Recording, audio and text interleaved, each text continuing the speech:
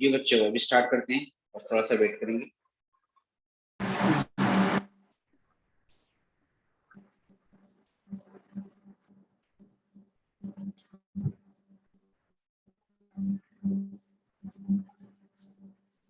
Chapter चल रहा है आपका एनपीओ, और आज फिर हम क्या करेंगे, जो स्कैनर है उससे कुछ क्वेश्चन उठाएंगे।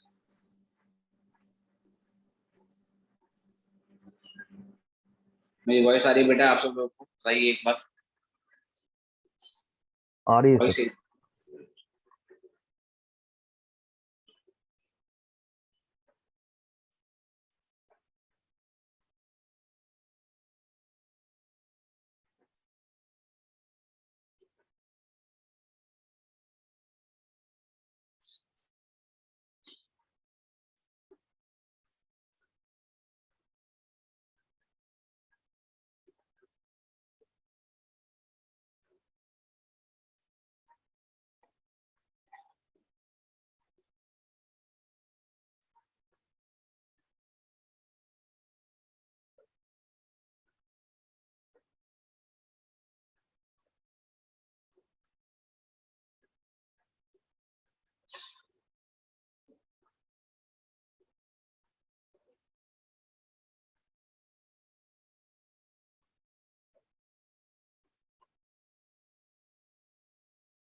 तो लास्ट क्लास में हमने पास्ट एग्जाम के दो दो क्वेश्चन किए थे, और अब इसी से 2016 या उसके बाद आईबीए में बाकी क्वेश्चन लेते हैं।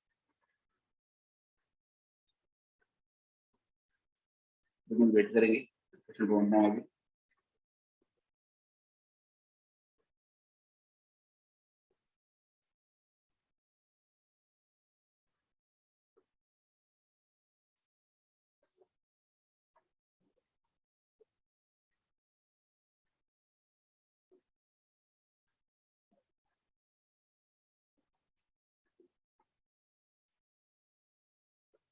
चलिए, एक ही क्वेश्चन है, ये आया है 2017। इसको मैं कॉपी करके यहाँ लाता हूँ।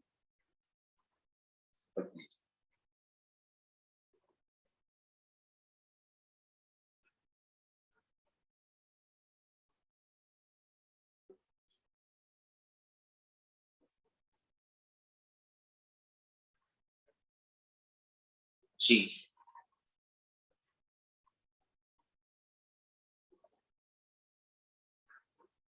ये क्वेश्चन है बेटा।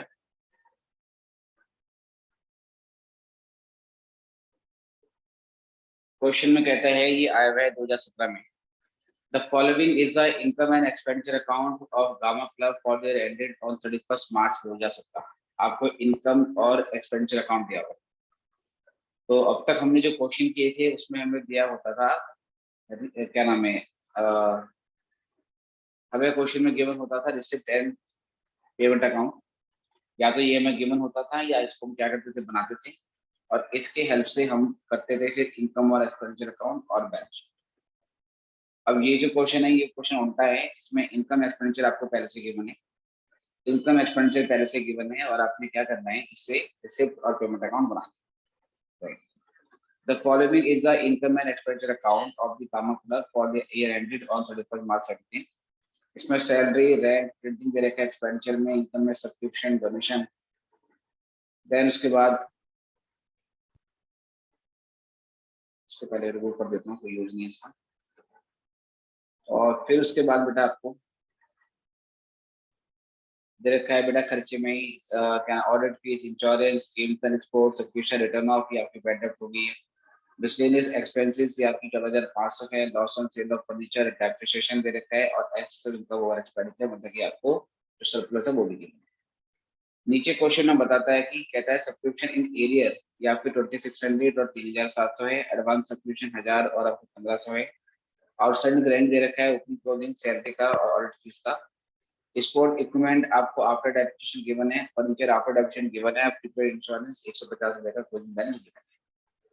नीचे क्वेश्चन में कहता है कि हमने एक फर्नीचर सोल्ड किया है, उसकी बुक वैल्यू थी 7,000। एंट्रेंस फीस को हमने क्या कैपिटलाइज। अप्रैल 2016 में हमारे पास कोई कैश इन हैंड नहीं था, लेकिन बैंक ओवरड्राफ्ट था 15,000 रुपए का। और 31 मार्च 17 में हमारे पास कैश इन हैंड था 850 का, और बाकी का आपका बैंक बैलेंस। क्वेश्चन की रिक्वायरमेंट है कि आपको बनाना है receipt and payment account for the for the club for the year ended on 31 मार्च 2017। ठीक है, 15 मार्क्स का क्वेश्चन है और सिर्फ क्या बनाना है आपको, रिसिप्ट्स एंड पेमेंट अकाउंट बनाना है। ओके जी, तो ये क्वेश्चन करते हैं। तो यहाँ लिखेंगे हम receipts and payment account for the year ended, और इसमें कुछ एडजस्टमेंट करनी हो तो वो भी हमें देखनी होगी।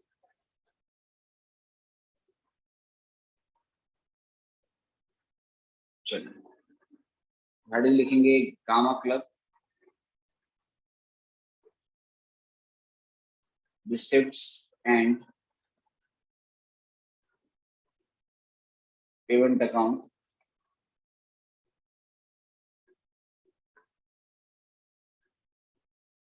for the year ended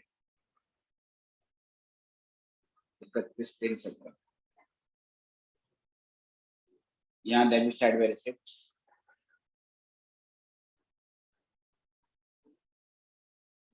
amount, payments और अमाउंट,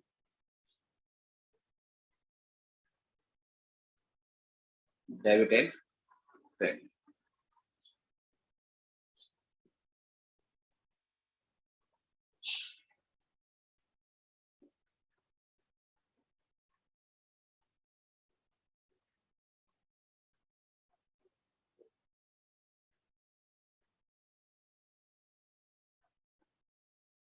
इसके अलावा बेटा जो भी बनेगा वो बनेगा वर्क।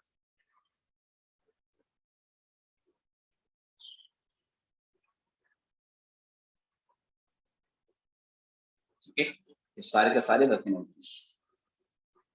तो क्वेश्चन में ये बोला हुआ है कि जो रिसिप्ट और पेमेंट अकाउंट है उसमें ओपनिंग कैश बैलेंस तो है नहीं। ठीक है, 1 अप्रैल 16 में कोई ओपनिंग बैलेंस नहीं है, बट हमारे पास बैंक ओवरड्राफ्ट है 15,000 रुपये। तो ये पेमेंट साइड में आ जाएगा। अगर रिसिप्ट और पेमेंट साइड में ओपनिंग बैंक ओवरड्राफ्ट हो तो उसको दिखा देते हैं पेमेंट साइड।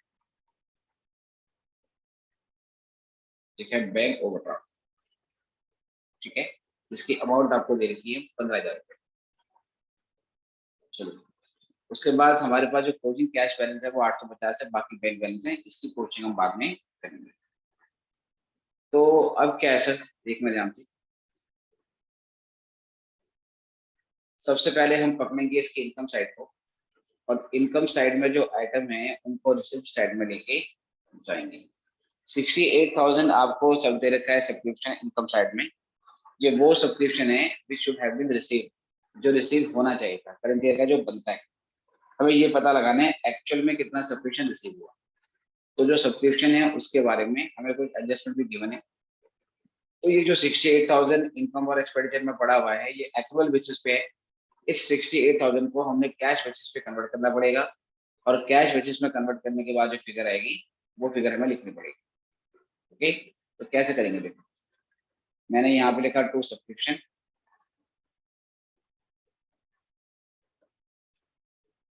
और फिर इसके आगे लिखा वर्किंग नोट 1। अब इसकी वैल्यू बेटा वो वर्किंग नोट से निकाल। वर्किंग नोट 1 में मैं क्या करता हूँ, मैं सब्सक्रिप्शन अकाउंट बना रहा हूँ, राइट। और सब्सक्रिप्शन का अकाउंट बना के हम यहाँ से पता लगाएंगे कितने सब्सक्रिप्शन में रिसीव होनी चाहिए, पर्टिकुलर अमाउंट और पर्टिकुलर अमाउंट।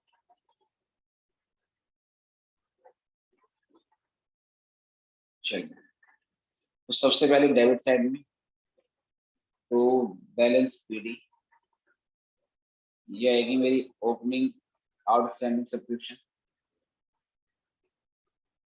क्योंकि एसेट है। सब्सक्रिप्शन अगर आउटस्टैंडिंग हो तो एसेट है, और एसेट का डेबिट बैलेंस होता है। फिर उसके बाद bye balance CD, closing outstanding subscription. यहाँ पर एडवांस आएगी by balance PD, opening advance subscription. ठीक है, शॉर्ट में मैंने एसयूबी लिख दिया। तो बैलेंस सीडी, ये आ गई मेरी closing advance subscription.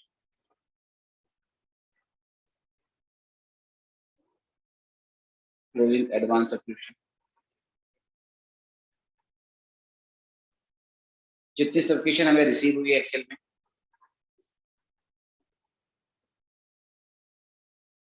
Bye receipts and payment account, ये हो गई हमारी सब्सक्रिप्शन रिसीव्ड। उसके बाद जो इनकम और एक्सपेंडिचर में ट्रांसफर होती है,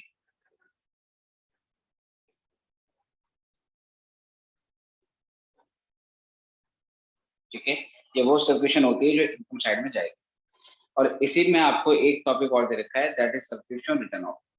जितना सब्सक्रिप्शन आपका क्या नाम राइट ऑफ होता है, इसका ये मतलब होता है कुछ मेंबर थे जिनकी सब्सक्रिप्शन फीस पेंडिंग थी, मान लीजिए पिछले साल मतलब कह सकते हैं कि उन्होंने बेसिकली जो अपनी सब्सक्रिप्शन फीस थी वो नहीं दी, और जब करंट ईयर आया, करंट ईयर में मालूम चला कि उन्होंने जो क्लब है वो ही छोड़ दिया।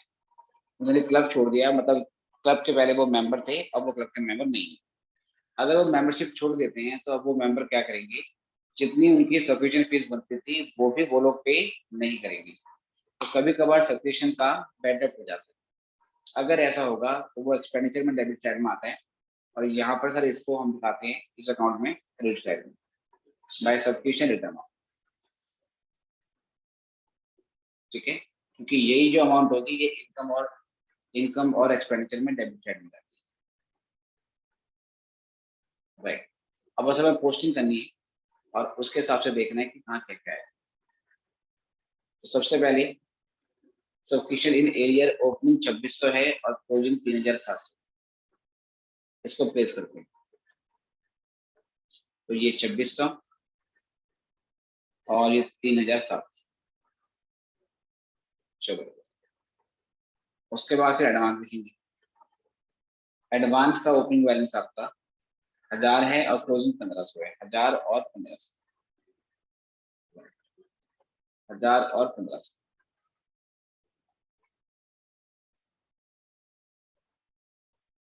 ये हो गया 1000 और ये हो गया 1500।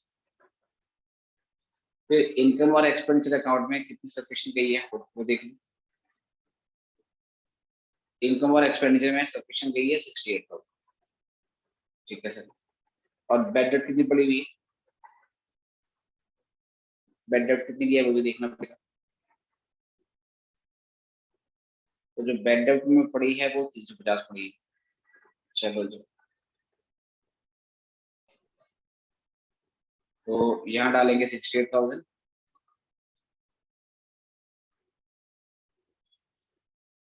और बैड डेट यहाँ डालेंगे 350। अब ये करने के बाद यहाँ डिफरेंस आएगा आपका, ये फिगर आएगा, ये वो फिगर आएगी जो रिसिप्ट और पेमेंट अकाउंट में जाएगी, मतलब इतनी सब्सक्रिप्शन हमें करंट ईयर में मिली। तो पहले ये 68,000 और 2600 और ये 1500 पे ऐड करो, कितना आता है, 68, 70, 76, 68 और 270 और 7600, 72,100 32,000, 72,100 ये वाला टोटल आएगा। हाँ, और कितना आ रहा है, सब्सक्रिप्शन आएगा 72,100। 72,100, ठीक है, 72,100 ये आ गया। और यहाँ से इसको डिफरेंस निकाल लो, डिफरेंस आ रहा है 67,050, 67050। 6705, तो 67050 बैलेंस ये हमारी सफिशिएंट करंट ईयर में रिसीव हुई है। ठीक है, तो यहाँ से हमने इसकी अमाउंट निकाल ली कि करंट ईयर में 67050 हमें रिसीव, इसको डाल देंगे हम रिसिप्ट साइड में, 6705, 67050 ये हमारी रिसिप्ट। उसके बाद फिर दूसरा आइटम में बेटा इनकम साइड में डोनेशन का, इतना डोनेशन 5,000 रुपए का हमने करंट ईयर में माना है इनकम। और चेक करेंगे क्या डोनेशन के बारे में क्या पॉइंट यहाँ पर बोला हुआ है। ठीक है, कहता है book value of furniture sold is rupees 7,000, entrance fees capitalized है, और there was no cash in hand but overdraft was for इतना, और डोनेशन के बारे में कोई जानकारी नहीं। इसका ये मतलब है 5,000 ही डोनेशन मिला और 5,000 ही हमने रेवेन्यू मान लिया। ठीक है, 5,000 ही डोनेशन मिला और 5,000 ही हमने रेवेन्यू मान लिया, तो यहाँ डोनेशन हमें 5,000 रुपये डालने पड़ेंगे। सिंपल सी बात, 5,000 ही मिले होंगे जिसको हमने दिखाया होगा रिसिप्ट साइड में, और यही 5,000 हमने रेवेन्यू नेचर का मान लिया, इसको हमने इनकम में डाल दिया। क्योंकि अगर डोनेशन के बारे में कुछ ना बोला हो तो उसको जनरल डोनेशन मानते हैं। इसके बाद इनकम साइड में और तो कोई आइटम है ना, इनकम में और कोई आइटम है नहीं। और उसके बाद फिर हमारे पास है सैलरीज। सैलरीज हमारी 19,500 है, और सैलरी के बारे में आपको देखना पड़ेगा कि क्या क्या चीजें गिवन। सैलरी के बारे में बेटा आपको आउटस्टैंडिंग दे रखा है 1200 और 350, राइट।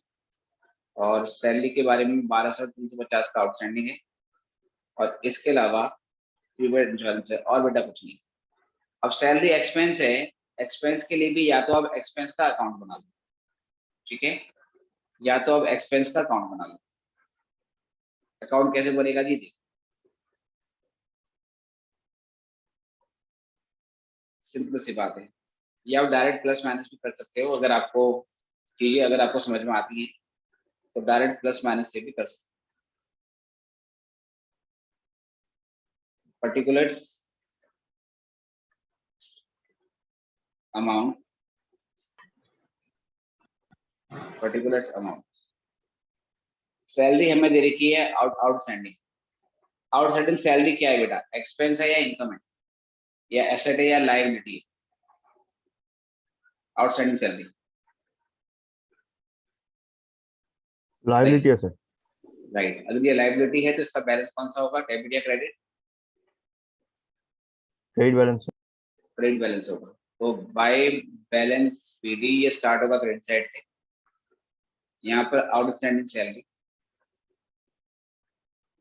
कौन सी वाली सर? ओपनिंग वाली। क्लोजिंग वाली यहाँ पर आएगी,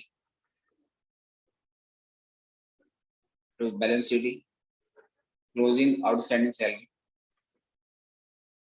जितनी सैलरी आप पे करोगे बेटा वो यहाँ पर डेबिट होगी। तो कैश या बैंक अकाउंट, ये है salary paid from receipt and payment account. जो रिसिप्ट और पेमेंट अकाउंट में दिखाई गई है वो सैलरी यहाँ पर आएगी, और जो इनकम और एक्सपेंडिचर में ट्रांसफर होगी वो यहाँ दिखाई, क्योंकि एक्सपेंडिचर में डेबिट है तो सैलरी अकाउंट में कहाँ पर होनी चाहिए? क्रेडिट साइड में होनी चाहिए। ऐसे भी समझ सकते हो, एक्सपेंडिचर साइड में सैलरी पड़ी हुई है डेबिट में, तो इसका मतलब सर सैलरी अकाउंट की क्रेडिट साइड से ट्रांसफर हुई। तो अब हमें जो सैलरी है उसका ओपनिंग बैलेंस क्या कहते हैं, इसको पहले फिक्स करते हैं।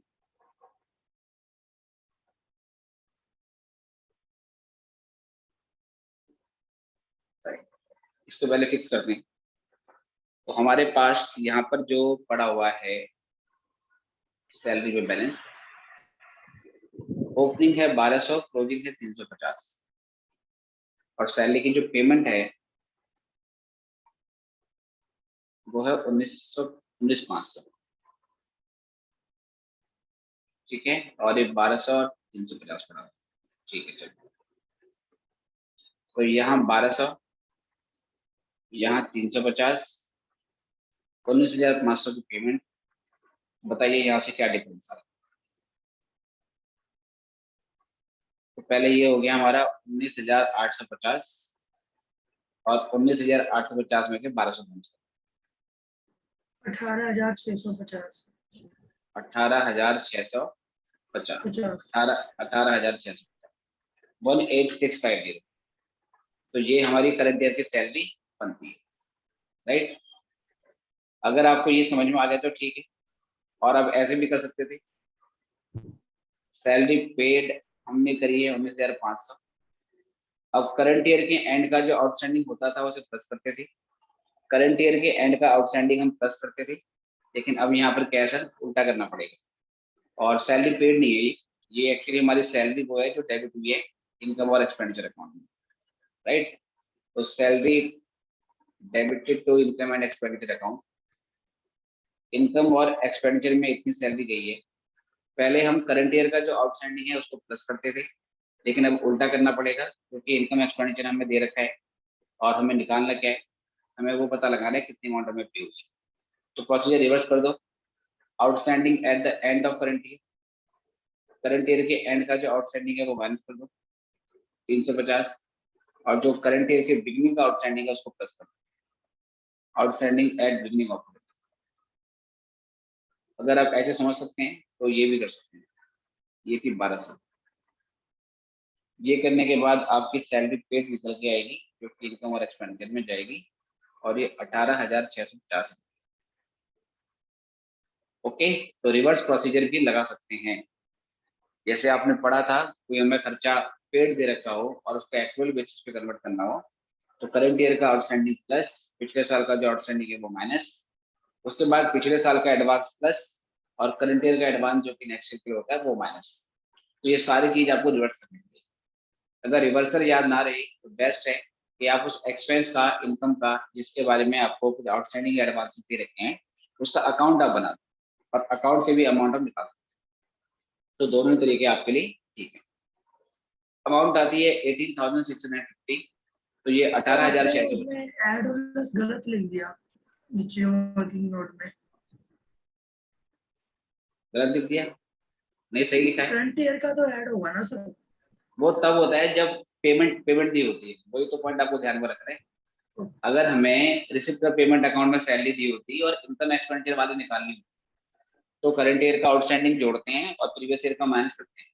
अब क्या है, हमें इनकम एक्सपेंडिचर वाली पता है 19,500, हमें रिवर्स क्या नाम है निकालनी है, इसलिए करंट ईयर के आउटस्टैंडिंग को माइनस कर दिया है और प्रीवियस वाले को मैंने जोड़ जोड़ दिया।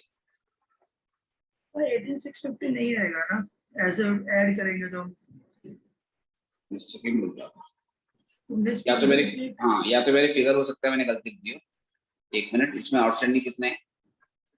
ओपनिंग का 1200 है, क्लोजिंग का 350। ठीक है, एक मिनट, क्लोजिंग का 350। हाँ तो सही है, लिखा तो सही है मैंने, और आप कह रहे हो उससे नहीं आ रहा है। आउटस्टैंडिंग सैलरी 1200 और 350। वो सर अगर माइनस और प्लस करते तो 20,350 आ रहा है। ये वाली अमाउंट आपकी कितनी आ रही थी? ये जो अमाउंट निकाली थी हमने 19,850 में से, ये तो ठीक है ना? हाँ सर, ये सही है, और ठीक है। सैलरी पेड क्या है, एक मिनट, क्या कर दिया मैंने, सैलरी पेड 19,500 ही है। अच्छा, सैलरी पेड नहीं है, ये एक्सपेंडिचर वाली है। Oh right, okay, salary account में से हुई है। ये सैलरी पेड तो निकालनी है मुझे, ये निकालना है, ये नहीं गिवन मुझे, मुझे ये गिवन है 19,500, इसलिए आपका मैच नहीं कर रहा। इनकम एक्सपेंडिचर हमारी सैलरी गिवन है 19,500 थी ये हमारी, और ये गिवन है और ये निकालनी है, पे कितना हो, ठीक है,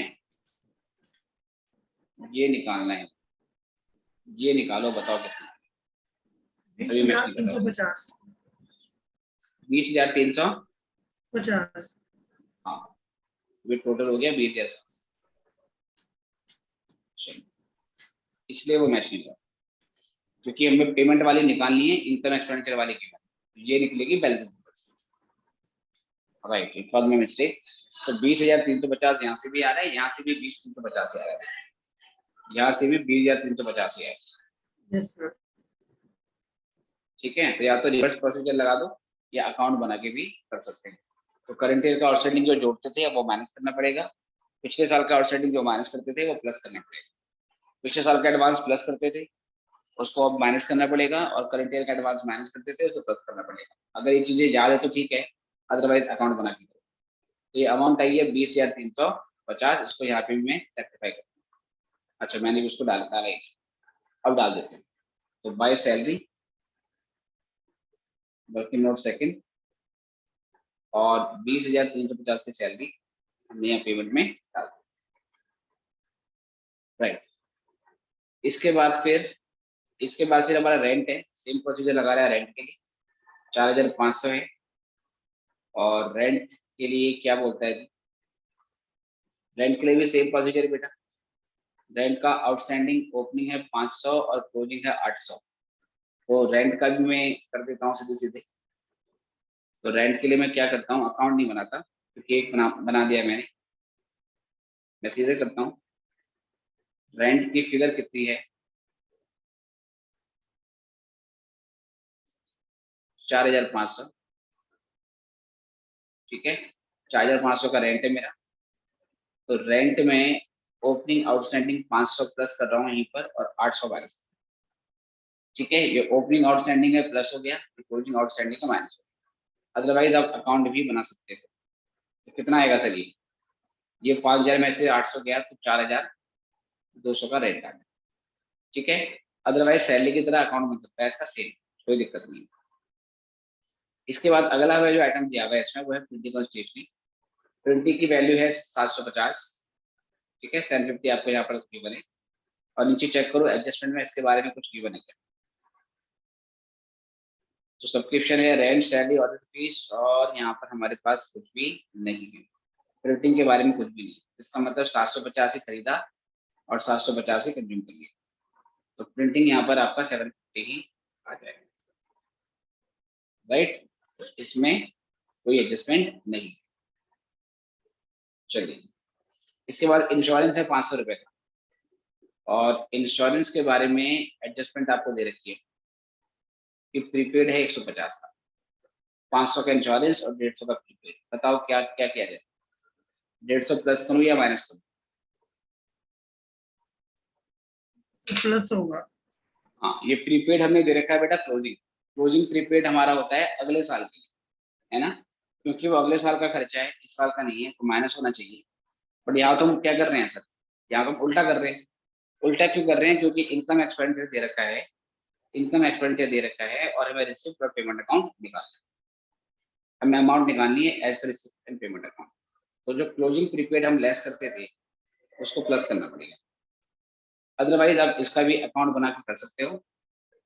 और इंश्योरेंस में पहले आप दिखाओगे ओपनिंग प्रीपेड नील, जो कि डेबिट साइड में होगा, और जो क्लोजिंग प्रीपेड है उसे आपने क्रेडिट साइड में आपको क्या रहा दिखाना पड़ेगा। जितना इंश्योरेंस पे करेंगे वो आपका डेबिट साइड में आएगा, वो आपको निकालना है। और जो इनकम एक्सपेंडिचर में ट्रांसफर हुआ वो आपका क्रेडिट साइड में आ जाएगा, तो वहां से अमाउंट निकल के आ जाएगी। तो 500 में 150 प्लस होके ये बन जाएगा हमारा 6। बताओ ये पॉइंट क्लियर है या नहीं, वरना अकाउंट बना के दिखा सभी लोग। ये 150 प्लस क्यों हो रहा है बेटा, ये क्लियर है या नहीं। सर एक और बार बता देंगे। ठीक है, एक बार क्या करेंगे, अकाउंट देख लेते हैं इसका। किसी भी एक्सपेंस में डाउट हो कि आइटम प्लस होना है या माइनस होना है, अकाउंट बना लो। चलो, तो मैंने बनाया इंश्योरेंस का। तो सैलरी की तरह इंश्योरेंस भी एक खर्चा ही है। ठीक है, जैसे ऊपर हमने सैलरी का अकाउंट बनाया, सेम वैसे इंश्योरेंस का अकाउंट भी खर्चा ही है। अभी मैं इसको टी शेप में बना देता हूँ। इंश्योरेंस में अगर प्रीपेड होता तो प्रीपेड इंश्योरेंस क्या है, एसेट है, उसका डेबिट बैलेंस होता। ओपनिंग प्रीपेड, क्लोजिंग यहाँ पर आता bye balance sheet, closing prepaid. ठीक है, और अगर आउटस्टैंडिंग होता तो ओपनिंग आउटस्टैंडिंग क्रेडिट साइड में आता, क्योंकि आउटस्टैंडिंग जो है वो लाइबिलिटी बन जाता है। किसी भी एक्सपेंस का अकाउंट, है ना, कोई भी एक्सपेंस अकाउंट हो वो ऐसे बनता है, ध्यान रखिए। ये एक्सपेंस अकाउंट का बेसिक बेसिक फॉर्मेट हो गया। चाहे इंश्योरेंस हो, चाहे रेंट हो, चाहे सैलरी हो, कोई भी खर्चा है उसका बेसिक फॉर्मेट है। और फिर यहाँ पर क्लोजिंग आउटस्टैंडिंग। ठीक है, जितना पे करोगे वो डेबिट में आएगा। तो कैश या बैंक अकाउंट, ये होता है रिसिप्ट एंड पेमेंट अकाउंट वाला। क्योंकि एक्सपेंस पे करोगे तो एक्सपेंस हमेशा डेबिट होता है ना। अगर आप कोई भी खर्चा पे करते हो उसकी जनरल एंट्री क्या होती है, एक्सपेंस टू कैश, मतलब एक्सपेंस अकाउंट डेबिट होता है। और जो इनकम एक्सपेंडिचर में ट्रांसफर होगा वो यहाँ से निकलेगा, जो एक्चुअल बेसिस में होना चाहिए। अब इस क्वेश्चन में ओपनिंग प्रीपेड नील है, नहीं दे रखा। ओपनिंग आउटस्टैंडिंग नील है, क्लोजिंग आउटस्टैंडिंग भी नील है। इनकम एक्सपेंडिचर में 500 वाली अमाउंट दे रखी है जो कि एक्सपेंडिचर में है। और क्लोजिंग प्रीपेड 150 है। ये आपको निकालनी है अब बैलेंस फिगर से। कितना आएगा बताइए? ये 650, ये 650, तो ये भी कितना होगा? 650। अब बताओ क्लियर है? हाँ सर क्लियर है। तो कोई भी एक्सपेंस अकाउंट हो ये ऐसे ही बनता है, ध्यान रखना। ये एक्सपेंस अकाउंट का बेसिक बेसिक हमारा फॉर्म है, राइट। और इनकम अकाउंट होता तो इसका उल्टा उल्टा कर देते हैं, क्योंकि इनकम अगर आउटस्टैंडिंग हो तो वो बन जाती है असेट। तो यहाँ पर आउटस्टैंडिंग आपकी डेबिट साइड में आती है इनकम, और फिर यहाँ पे क्लोजिंग और एडवांस वाली इनकम जो होती है वो बन जाती है लायबिलिटी। तो उसकी पोजीशन उल्टी आती है। ओके, तो जहाँ कंफ्यूजन आए वहाँ अकाउंट बना। तो 650 का अमाउंट यहाँ से हमारे पास आ गया, और ये मैंने ऑलरेडी यहाँ पर डाल दिया। ठीक है, मैंने सीधे प्लस कर दिया था, आप अकाउंट बना।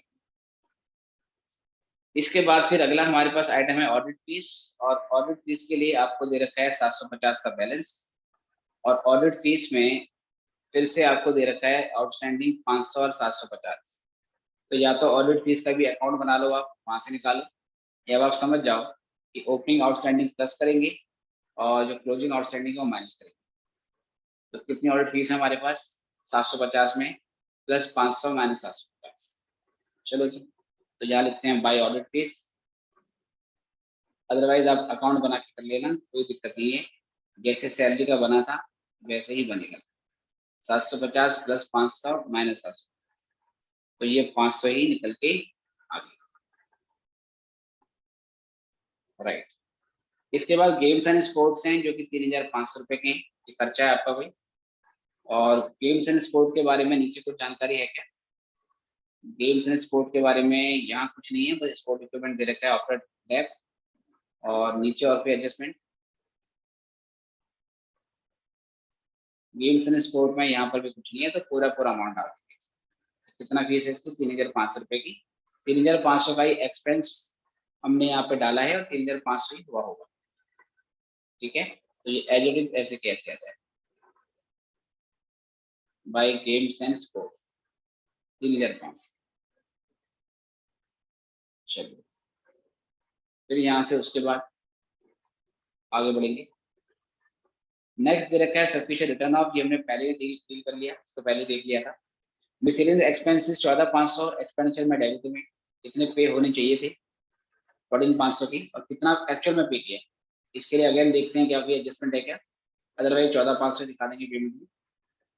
तो मिसलेनियस एक्सपेंसेस का अगेन यहाँ पर कुछ नहीं है, और मिसलेनियस एक्सपेंसेस का इधर भी कोई फर्दर इंफॉर्मेशन नहीं। तो 14500 ही पे किया होगा, ये हम मान लेंगे। तो बाय मिसलेनियस एक्सपेंसेस 14500। ठीक है, चलो। इसके बाद फिर नेक्स्ट आइटम है loss on sale of furniture.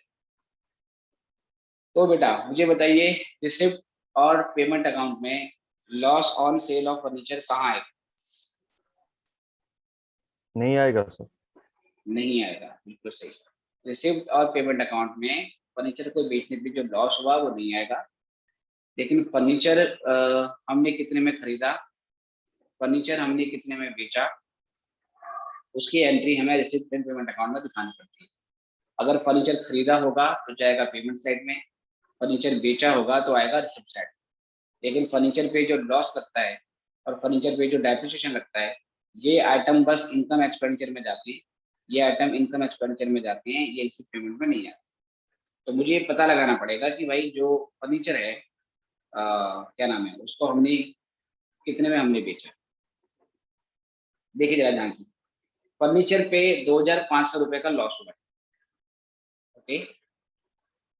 और फर्नीचर के बारे में कह रहा है, नीचे एक पॉइंट कह रहा है, book value of the furniture sold व ₹7,000। जो फर्नीचर हमने बेचा उसकी बुक वैल्यू 7,000 थी। 7,000 के आइटम को अगर आप 2,500 के लॉस पे बेचें तो कितने पे बेचा हो? जी, 7,000 के आइटम 12,500। को 7,000 के आइटम को अगर आप 2,500 के लॉस पे बेच रहे हैं तो कितने पे बेचा हो? 5,500 इज इट, या 4,500? 4,500। हाँ 4,500, 4,500। 4,500। इसके अलावा फर्नीचर में डेट भी लगा है 3100, और फर्नीचर का हमारे पास ओपनिंग क्लोजिंग बैलेंस भी है। तो ये भी तो हो सकता है कि कुछ फर्नीचर हमने परचेज भी किया। तो क्या करेंगे हम, फर्नीचर का वर्किंग नोट बना लेंगे, फर्नीचर का अकाउंट बना लेंगे, ताकि वहां से हमारे पास कुछ चीजें क्लियर हो जाए कि कहीं कोई फर्नीचर परचेज तो नहीं किया।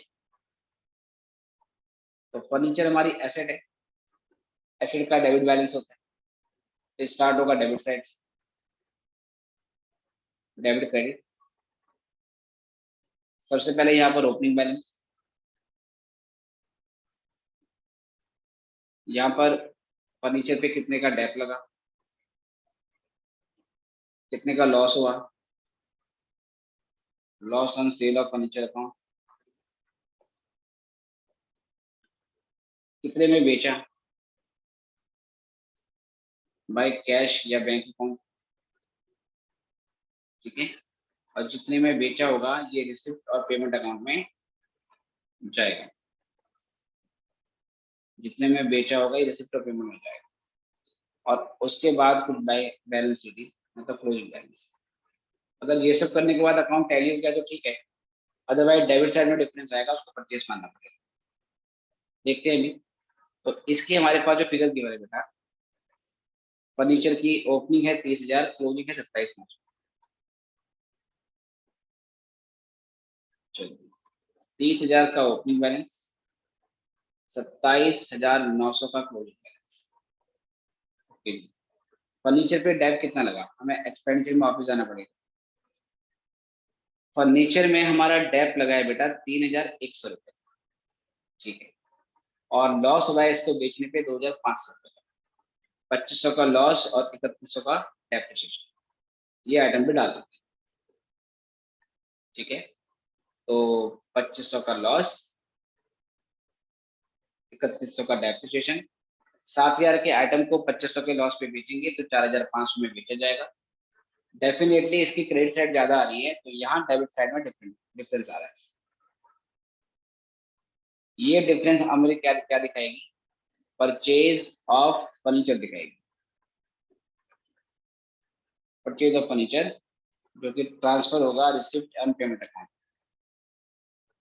जो परचेज किया है तो इसका मतलब सर पेमेंट करी होगी। तो आप पहले बताइए कि ये सब करने के बाद कितना डिफरेंस आ रहा है। 8,000। दोबारा कितना, 8,000। 8,000। तो दो आइटम जाएंगे बेटा, 4,500 की सेल दिखानी पड़ेगी रिसिप्ट में, और पेमेंट साइड में 8,000 की परचेज दिखानी पड़ेगी, ठीक है। तो ये फर्नीचर अकाउंट से हमने निकाली, 4,500 की सेल और 8,000 की परचेज। चलो जी, आते हैं क्वेश्चन में। और यहाँ पर हम रिसिप्ट साइड में 4,500 की सेल दिखा दो, तो सेल ऑफ फर्नीचर 4,500, और परचेज हुई है हमारी 8,000, बाय फर्नीचर या बाय परचेज ऑफ फर्नीचर लिखी, या 8,000 की परचेज हमने निकाल, ठीक है। तो ये क्वेश्चन 15 मार्क्स में आएगा, देखो, क्योंकि चीजें बहुत सारी हैं इसमें। डेप्रिसिएशन में हो गया, स्पोर्ट इक्विपमेंट में बेटा डेप्रिसिएशन लगा है 6,000 का।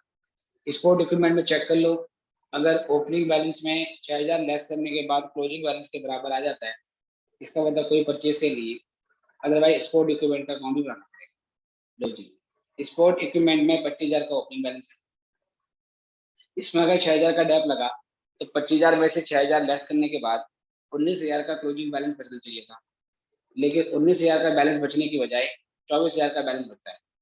तो क्या मतलब होगा इसका,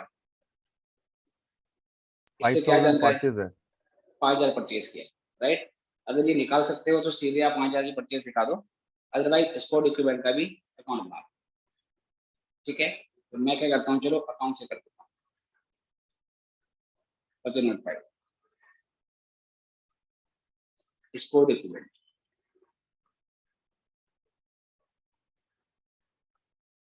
राइट। तो to balance BD 25,000 by balance CD ये था 24,000। By depreciation 6,000। तो यहाँ से क्या आएगा, टू कैश या बैंक अकाउंट, डिफरेंस आ जाएगा, तो ये आ जाएगा 5,000। 5,000 की हमने परचेज करी। अगर ये परचेज करी है तो ultimately that will be debited to payment side, that will be shown to receipt and payment account credit side, debit money. वहाँ क्रेडिट में 5,000 की परचेज दिखाएं। तो चलिए यहाँ पेमेंट साइड में डाल देंगे परचेज।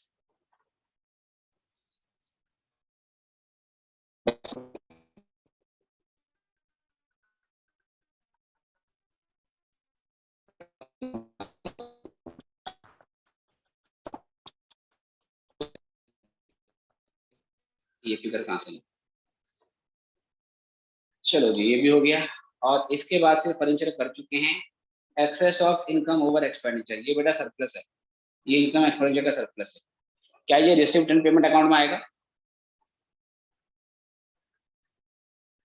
No sir. नहीं आएगा सर, ये तो बाद में बैलेंस शीट में जाके प्लस होता है, ये नहीं करेंगे। ये कर चुके हैं, ये भी कर चुके हैं, रेंट भी कर चुके हैं, सैलरी भी कर चुके हैं, ये भी कर चुके हैं, ये भी कर चुके हैं, ये भी कर चुके हैं, ये भी कर चुके हैं। बेटा मेरी वॉइस आ रही है? हाँ सर, आ रही। यस। फिर उसके बाद यहाँ पर बुक वैल्यू वाला पॉइंट कर चुके हैं। एंट्रेंस फीस 4,000 रुपए का मिला था और ये कैपिटलाइज हो चुका है। इसका मतलब है एंट्रेंस फीस 4,000 का रिसीव हुआ था, बट क्योंकि हमने उसको कैपिटलाइज कर लिया इसलिए वो इनकम एक्सपेंडिचर में नहीं दिखा, क्योंकि एंट्रेंस फीस अगर कैपिटलाइज होती है तो वो बैलेंस शीट में जाती है। ठीक है, लेकिन सर मिली तो है ना, मिली तो है, कितने की? चार चार की, कितने की? 4,000। तो 4,000 की आपको जो रिसिप्ट है वो तो दिखानी पड़ेगी। ठीक है, एंट्रेंस फीस 4,000 की मिली थी, वो कैपिटलाइज हो गई है, जिस वजह से वो इनकम एक्सपेंडिचर में नहीं दिखी, पर नीचे बता दिया है कि हाँ एंट्रेंस फीस मिली है। तो यहाँ रिसिप्ट साइड में आपको एंट्रेंस फीस 4,000 की दिखानी है। राइट जी, तो ये भी पॉइंट हमने डाल दिया। उसके बाद कैश का हमारे पास ओपनिंग बैलेंस नहीं था, लेकिन बैंक ओवरड्राफ्ट 15,000 का था, वो हमने ऑलरेडी यहाँ पे कैश में डाल दिया। और क्लोजिंग कैश के बारे में कहता है कि कैश इन हैंड 850 है और बाकी का आपका बैंक बैलेंस। ठीक है, अब क्या करेंगे पेमेंट साइड में, by balance C D, by balance C D जो कैश इन हैंड है वो आपका 850 है और बाकी जो बचा है वो कैश इन बैंक है। अगर पेमेंट साइड में आ गया तो कैश एंड बैंक माना जाएगा कि इसका बैलेंस है पॉजिटिव। अगर डिफरेंट डेबिट साइड में आता है रिसिप्ट में तो क्लोजिंग में भी बैंक ओवरड्राफ्ट निकाला जाए। तो अब आप क्या करोगे बेटा, अब आपने चेक करना है सबसे पहले कि किसी पेमेंट अकाउंट में डिफरेंस कहाँ पे आ रहा है। तो डेबिट साइड में ये आइटम है, पहले ये जोड़ लो कितना टोटल आता है इनका।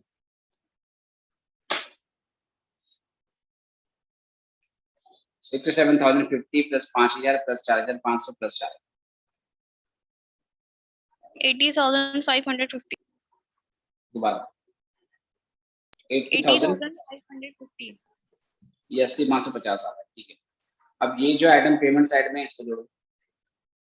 15,000, 20, 350, 4,000, 200, 750, 650, 500, 3,500, 14,500, 8,000, 5,000 और इसके साथ साथ एक आइटम और होगा 800। 7250 का बैंक बैलेंस। पहले ये बताओ ये कितना आ रहा था पेमेंट में टोटल? पेमेंट का टोटल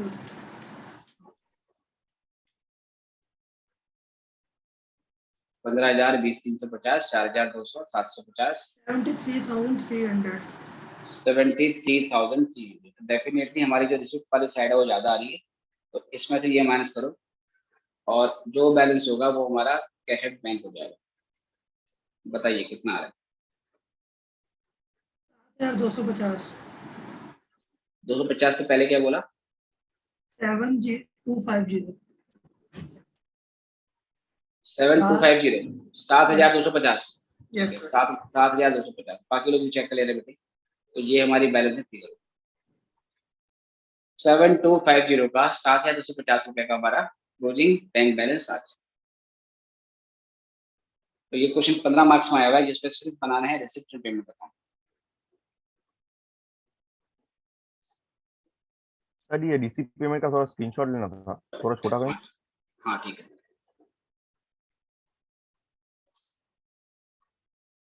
एक मिनट,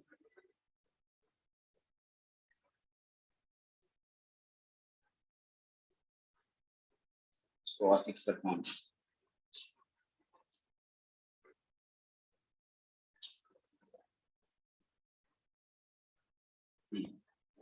अब ले लो। हो गया। ठीक है, तो फिर बेटा अब नेक्स्ट क्वेश्चन करते हैं। तो मैं देखता हूँ कि इसमें और क्या क्वेश्चन आया है स्कैनर में। स्कैनर से उठाते हैं।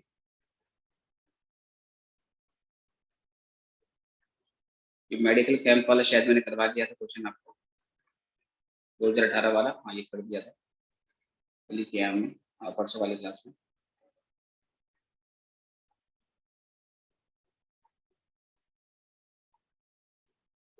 और ये भी कर लिया था, जिसमें पेमेंट दोनों बनानी थी। ठीक है, तो ये कर लिया, लेकिन एक क्वेश्चन फिर मैं 2016 से पहले का ले लेता हूँ।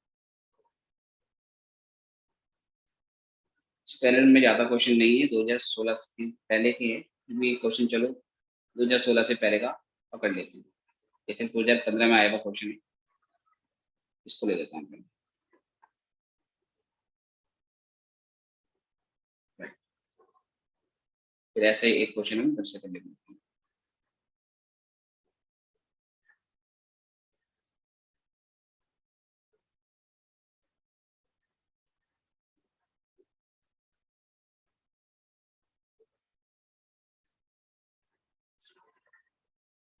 पूरा क्वेश्चन कॉपी नहीं होगा।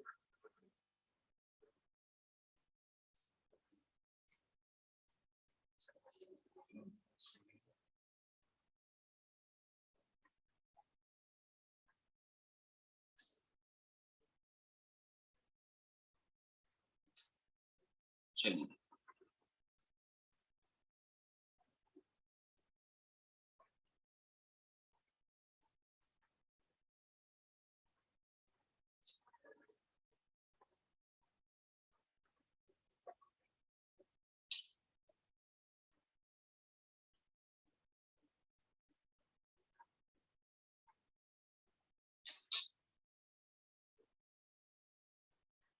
ये क्वेश्चन है बेटे 2015 में आपका आया हुआ है, और इस तरह का क्वेश्चन बहुत बार एग्जाम में पूछा गया, इसलिए इसमें मैंने उठा लिया। क्वेश्चन में कहता है आपको कि the following is the income and expenditure account of green city. Again इसमें आपको इनकम एक्सपेंडिचर दिया हुआ है। इसमें आपको दिख रहा है कि ये जो डेबिट वाली साइड है ये एक्सपेंडिचर है। ठीक है, ये साइड आपकी एक्सपेंडिचर है डेबिट वाली, ये सारे के सारे आइटम एक्सपेंडिचर साइड की, और ये सारे के सारे आइटम आपके इनकम साइड। इसमें एक्सपेंडिचर में salary, rent, printing station, travelling expense, annual dinner expenses, secretary salary, general expenses, interest and bank charges, audit fees, books, depreciation, surplus, और वहां पर आपको subscription, entrance fees, contribution to dinner और profit on annual sports, ये आपको 20,000 रुपए का दिया हुआ है। राइट, और इसके बाद फिर नीचे को सब्सक्रिप्शन के लिए आउटस्टैंडिंग वगैरह दिया हुआ है, और सैलरी के बारे में भी कुछ बोला हुआ है, ऑडिट फीस के बारे में भी बोला हुआ है। तो जिस जिसके बारे में एडजस्टमेंट है उसका आगे डॉट लगा देंगे। सब्सक्रिप्शन के बारे में डॉट लगा देते हैं, सैलरी के बारे में भी डॉट लगा देते हैं क्योंकि क्वेश्चन में बोला हुआ है, और ऑडिट फीस के बारे में भी कुछ है तो ऑडिट फीस के लिए भी के बारे में कर देते हैं। और क्लब की असेट दे रखी है, असेट में जिसमें आपको ओपनिंग बैलेंस में free hold land, sport equipment, ये सारी चीजें आपको गिवन है। उसके बाद स्पोर्ट इक्विपमेंट में डैप लगाने के बाद 270 की वैल्यू है। कह रहा है 1 लाख का बैंक लोन था, जो कि 31 मार्च 2014 को लिया था, और ये अभी भी ड्यू है, मतलब इसकी पेमेंट हमने नहीं करी। और 31 मार्च 2015 का जो बैंक बैलेंस है वो 6,97,000। इसका मतलब क्लोजिंग बैंक बैलेंस हमें दे रखा है, ओपनिंग बैंक बैलेंस हमें नहीं दिया है, वो बैलेंस फिगर से निकालना है। आपने बनाना है receipt and payment account for their ended on 31 मार्च 2015, और बैलेंस शीट बनानी है 31 दिन 15। ठीक है, तो ये काम हमने इसमें करना है। तो पहले पूरा क्वेश्चन है, फॉर्मेट बनाते हैं पहले, और फिर धीरे धीरे इसको सॉल्व करते हैं। तो ये फुल फ्लैश क्वेश्चन है अगेन, जिसमें इनकम एक्सपेंडिचर गिवन है और इसकी पेमेंट हमें बनाना है। क्लब का नाम क्या है सर? क्लब का नाम है ग्रीन सिटी क्लब और साल खत्म हो रहा है 15 में। चलिए, तो Green City Club receipts and payment account for the year ended 31 March 15 के लिए। ये रिसिप्ट्स है, then amount and payment.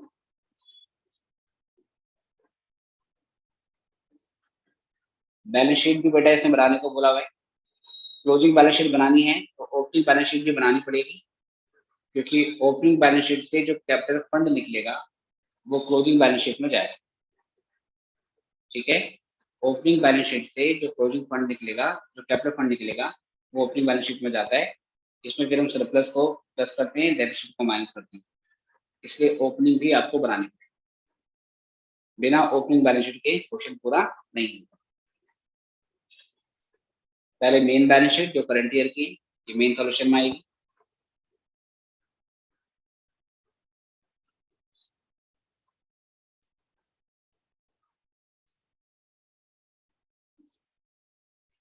Liabilities amount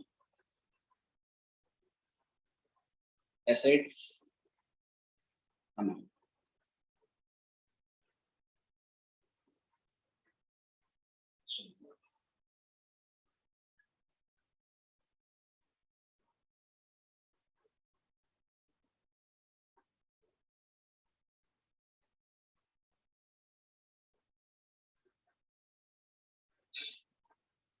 इसके बाद फिर वर्किंग नोट में आ जाते हैं।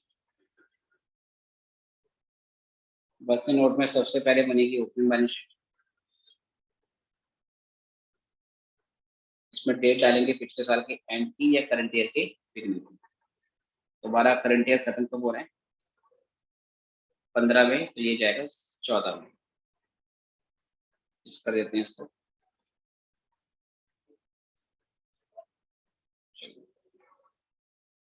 लाइबिलिटीज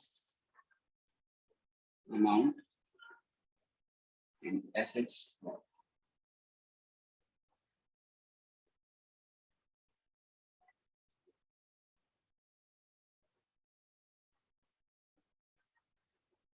चलिए, liabilities amount assets amount. Now अब आते हैं अपन क्वेश्चन और एक एक करके आइटम पकड़ेंगे, सॉल्व करते हैं। इनकम साइड में सबसे पहले मैंने सब्सक्रिप्शन ली 13 लाख की, जो कि इनकम में गई है। और रिसिप्ट्स में कितनी आएगी, एक्चुअल में रिसीव कितनी हुई, क्योंकि इनकम एक्सपेंडिचर वाली तो वो अमाउंट है which should have been received, जो मिलनी चाहिए। एक्चुअल में कितना मिला, हमें ये कोई सब्सक्रिप्शन दे रखे हैं, 4 आइटम दे रखे हैं इसमें, तो इनसे हमें प्लस माइनस करके वैल्यू निकालनी पड़ेगी। तो इनकम साइड में मैं पहले आता हूँ, मतलब यहाँ रिसिप्ट में आता हूँ। पहले स्पेस छोड़ना है, क्योंकि ओपनिंग बैलेंस रिसिप्ट साइड में जो आएगा वो बैलेंस में फिगर से निकलेगा। यहाँ लिखा टू सब्सक्रिप्शन, और मान लीजिए मैं इसके लिए बनाता हूँ वर्किंग नोट। ओके, अब चाहे तो सीधे प्लस माइनस करो, या आप सब्सक्रिप्शन का अकाउंट भी बना सकते हैं, जो भी आपकी मर्जी। तो मान लो कि सर मैं अकाउंट बना के करता हूँ।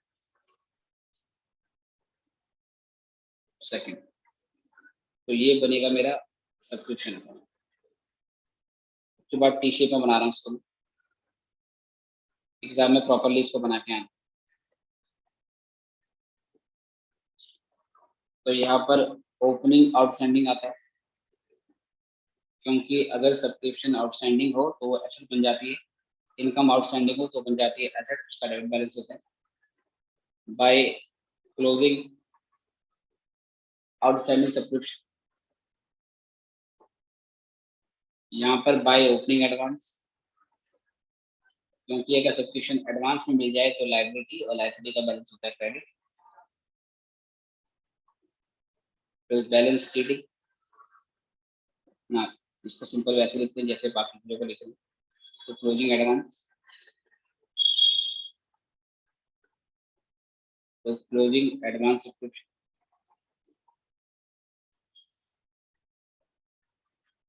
इसके अलावा जितनी सब्सक्रिप्शन मिल गई वो इनकम होती है by receipt and payment account, जो कि निकालनी है हमें।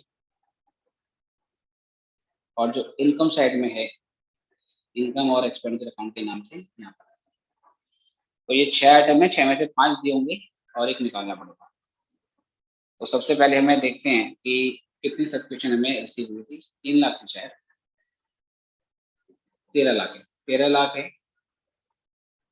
और ओपनिंग आउटस्टैंडिंग आपका है, ओपनिंग आउटस्टैंडिंग है 1,20,000, क्लोजिंग आउटस्टैंडिंग है 80,000। ठीक है, 13 लाख 1, 20, 80,000। चलिए, तो इनकम एक्सपेंडिचर में 13 लाख आया, opening outstanding 1,20,000, closing outstanding 80,000। Advance देख लेते हैं जी कितने। एडवांस जो हमारे पास है वो है 90,000 का ओपनिंग और 1,40,000 का क्लोजिंग। तो 90 और 1,40,000। चलिए, तो ये भी डाल देते हैं हम, 90,000 और 1,40,000। अब बैलेंसिंग फिगर से बेटा ये निकलेगा जितना एक्चुअल में मिला। तो मुझे बताइए कितना डिफरेंस आ रहा है, सीधे डिफरेंस वाला बता दो। 13 लाख प्लस 1,20,000 प्लस 13,90,000 डिफरेंस आया। ठीक है, 13,90,000 का डिफरेंस। ठीक है, बाकी लोग वेरीफाई कर लेना, गलत हो तो बता देना। तो 13,90,000 हमें सब्सक्रिप्शन रिसीव किया, राइट। तो रिसिप्ट साइड में यहाँ लिख देंगे 13,90,000, ये हमें रिसीव किया। ओके, अकाउंट नहीं बताना था तो आपको प्लस माइनस करना पड़ेगा, लेकिन फिर उल्टा करना पड़ता। करंट ईयर के आउटस्टैंडिंग माइनस हो जाती, पिछले साल के आउटस्टैंडिंग प्लस होती, पिछले साल का एडवांस माइनस हो जाता और करंट ईयर का एडवांस प्लस होता। अगर ये कर सकते हैं तो ठीक है, कोई दिक्कत नहीं। एंट्रेंस फीस आपकी 2 लाख रुपए की है और एंट्रेंस फीस के बारे में कोई एडजस्टमेंट नहीं है। एंट्रेंस फीस के बारे में कुछ नहीं। इसका मतलब है 2 लाख ही हमें रिसीव हुआ होगा और 2 लाख ही इनकम साइड में गया होगा, जिसको रेवेन्यू माना। तो यहाँ रिसिप्ट साइड में भी एंट्रेंस फीस आपको 2 लाख की दिखानी पड़ेगी। 2 लाख की रिसीव हुई और 2 लाख की इनकम बन गई, पूरा 100% बन गया रेवेन्यू नीचे का। तो टू एंट्रेंस फीस यहाँ डाल दिया 2 लाख। अब मैं आपसे क्वेश्चन पूछता हूँ, मान लो इनकम साइड में एंट्रेंस फीस 2 लाख रुपए की दिखाई, ठीक है। मान लो इनकम साइड में एंट्रेंस फीस 2 लाख रुपए की दिखाई देती, राइट। और नीचे आपको एडजस्टमेंट में बोल देता 50% of entrance fees has been capitalize, 50% entrance fees को कैपिटलाइज किया गया। तो बताइए फिर रिसिप्ट इन पेमेंट अकाउंट में या रिसिप्ट में कितनी एंट्रेंस फीस दिखा? 4 लाख सर। हाँ, बिल्कुल सही विचार। तो 4 लाख आता है बेटा, क्यों? क्योंकि 4 लाख मिले होगी, उसका आधा कैपिटलाइज किया है, तो आधा बैलेंस शीट में गया होगा 2 लाख और आधा इनकम साइड में पड़ा होगा 2 लाख। तो इसका मतलब टोटल 4 लाख मिला होगा, राइट। तो ये देखना पड़ेगा, कहीं ऐसा मत कर देना कि सर 2 लाख का निकाल देंगे 50% और वो हो जाएगा 1 लाख। 1 लाख नहीं, फिर वो 4 लाख हो जाएगा। क्योंकि अगर 50% कैपिटलाइज किया है तो इसका मतलब जो इनकम साइड में दिख रहा है वो आधा है। 2 लाख अगर 50 पे है तो 100 पे कितने, तो पूरी अमाउंट 4 लाख निकलती है उसमें। ठीक है, चलो देखते हैं, सही पॉइंट पकड़ा बिल्कुल। और उसके बाद हमारे पास है कंट्रीब्यूशन फॉर एनुअल डिनर, इसको सिंपल मानेंगे इनकम। और 1,60,000 का हमारा कंट्रीब्यूशन हुआ और 20,000 का हमारा उस पर प्रॉफिट आ गया। ठीक है, मतलब ये इनकम और एक्सपेंसेस का आपका बेसिकली क्या होगा, डिफरेंस होगा। तो कोई दिक्कत नहीं है, हमें ये 1,60 भी दिखाना पड़ेगा। ठीक है, और हमें 20,000 का एक डिफरेंस भी आपको दिखाना पड़ेगा। ठीक है, ये अगर स्पोर्ट है और ये एनुअल डिनर है, अलग अलग है। ओके, तो पहले यहाँ पर हमारा तो कंट्रीब्यूशन फॉर एनुअल डिनर कितना था इसका अमाउंट? 1,40,000, 1,60,000। 1,60,000। चलिए, अब देखो क्या है, एनुअल डिनर पे 1,60,000 का कंट्रीब्यूशन मिला है।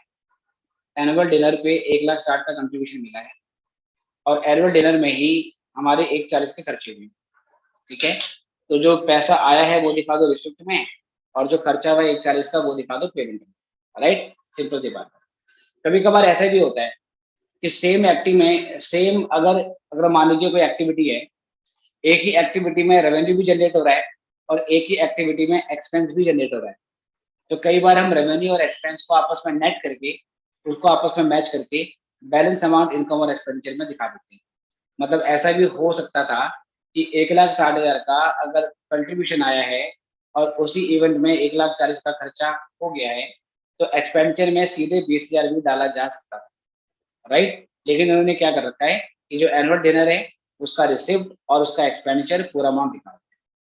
एनुअल स्पोर्ट जो है, अगर आप देखिए एनुअल स्पोर्ट पे आपको 20,000 का, एनुअल स्पोर्ट पे 20,000 का आपको प्रॉफिट दे रखा है। इसका ये मतलब हुआ कि एनुअल स्पोर्ट पे कोई रिसिप्ट मिली होगी, मान लो 2 लाख, और एनुअल स्पोर्ट पे कोई एक्सपेंस हुआ होगा, मान लो 1,80,000। ये उस 2 लाख और 1,80,000 का डिफरेंस है, कितना? 20,000। बट हमें ये नहीं पता ना कि क्या वाकई में वो 2 लाख और 1,20,000 था। क्या पता वो 30,000 और क्या हो सर, 30,000 और 10,000 हो, क्या पता 50,000 और 30,000 हो, हमें नहीं पता। अगर एनुअल स्पोर्ट की रिसिप्ट अलग दी होती, पेमेंट अलग दी होती, जैसे कि बेटा जो डिनर है उसका अलग अलग दिया हुआ है, तो हम रिसिप्ट में अलग डाल देते, पेमेंट में अलग डाल देते। लेकिन जहां पर हमें किसी एक्टिविटी का प्रॉफिट डाल रखा हो या लॉस डाल रखा हो किसी एक्टिविटी का, तो वो प्रॉफिट हमें रिसिप्ट साइड में दिखाना होता है, लॉस अगर दिखाना होता है तो पेमेंट साइड में दिखाना होता है, ठीक है। तो 20,000 का भी हमारे पास प्रॉफिट आएगा, ये दिखाना पड़ेगा कहाँ पे सर, रिसिप्ट साइड में दिखाना पड़ेगा।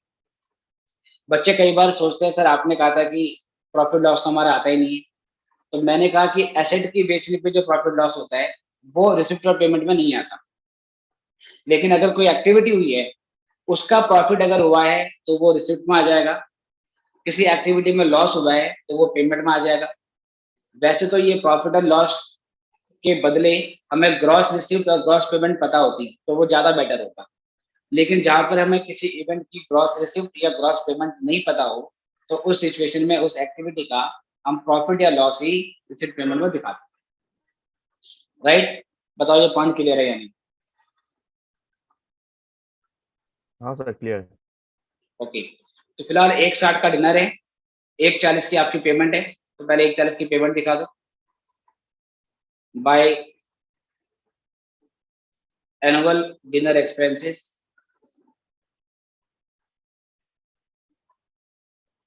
1,40 और 20,000 का बेटा आपका प्रॉफिट हुआ है, तो profit on annual sport event. Sport event अलग है, एनुअल डिनर अलग है, लिंक मत कर देना कि सर इसी 1,60 और 1,40 का डिफरेंस 20,000 है, नहीं, ये 20,000 स्पोर्ट इवेंट वाला है, एनुअल स्पोर्ट इवेंट, इसका प्रॉफिट भी यहाँ पर आपको रिसिप्ट में डालना पड़ेगा।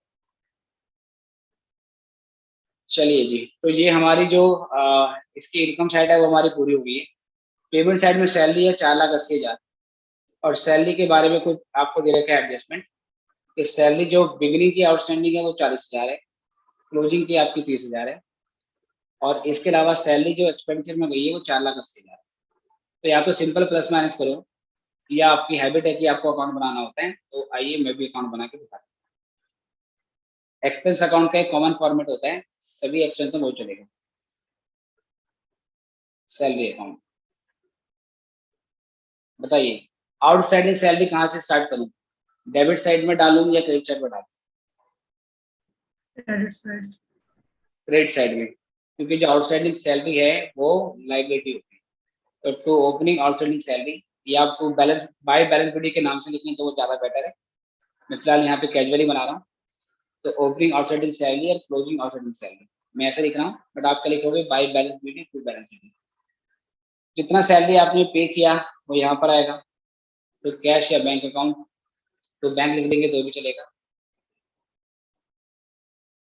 ये सैलरी पेड है, और यहाँ पर इनकम और एक्सपेंडिचर अकाउंट वाली सैलरी जो आपको दी है, ये शायद 4,80,000 दे रखी है, इनकम और एक्सपेंडिचर वाली। अब ये कैसे मालूम चलेगा इनकम एक्सपेंडिचर वाली डेबिट साइड में आएगी या क्रेडिट साइड में आएगी, अगर भूल जाओ तो? सिंपल क्रॉस क्रॉस इंटू होती है। अगर सैलरी एक्सपेंडिचर में डेबिट में है, अगर सैलरी एक्सपेंडिचर में डेबिट में है तो सैलरी अकाउंट में क्रेडिट साइड में है, सिंपल ऐसे याद रखना। अगर सैलरी एक्सपेंडिचर में डेबिट में है तो सैलरी अकाउंट में क्रेडिट साइड में आएगी। तो सैलरी के बारे में क्या था सर, 480 का अमाउंट था, वो देख लिया मैंने, और इसमें ओपनिंग आउटस्टैंडिंग आपका 40,000 है, क्लोजिंग आउटस्टैंडिंग आपका 30,000। ये 40 ओपनिंग है और 30,000 क्लोजिंग है, तो ये डाल देते हैं सर, 40 और 30 में। ठीक है, तो कहाँ गया सर, हाँ ये रहा, 40 और 30। सर आपने वो इनकम एक्सपेंडिचर वाला क्या बताया, वो रिपीट करेंगे फिर से? हाँ फिर से देखो, जैसे जो मैंने बताया कि सैलरी जो है वो इनकम और एक्सपेंडिचर अकाउंट में डेबिट साइड में 4,80,000 है। जो सैलरी एक्सपेंडिचर में डेबिट डेबिट साइड में, सैलरी अकाउंट में यही सैलरी कहाँ पर जाएगी, क्रेडिट साइड में चली जाएगी। मतलब रिवर्स एंट्री करते हैं, अगर कोई आइटम एक्सपेंडिचर में डेबिट साइड में है और हम उसका अकाउंट बना रहे हैं तो अपने अकाउंट में वो क्रेडिट साइड में जाए,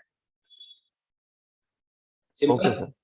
ऐसे ही 13 लाख देखो, ये 13 लाख कहाँ पर है, इनकम और एक्सपेंडिचर में, इनकम और एक्सपेंडिचर में क्रेडिट साइड में। अगर ये सब्सक्रिप्शन 13 लाख की इनकम एक्सपेंडिचर में क्रेडिट साइड में है तो जब सब्सक्रिप्शन का अकाउंट बनाएंगे तो यही 13 लाख सब्सक्रिप्शन में डेबिट साइड में आ जाए। ओके, क्योंकि opening outstanding, closing outstanding, opening advance, closing advance, इसकी तो पोस्टिंग आप इसकी पोस्टिंग तो आप लोग कर दो। आपको पता है कि एसेट होगी तो डेबिट बैलेंस है, लायबिलिटी तो क्या नाम है आपकी, क्रेडिट बैलेंस होगी।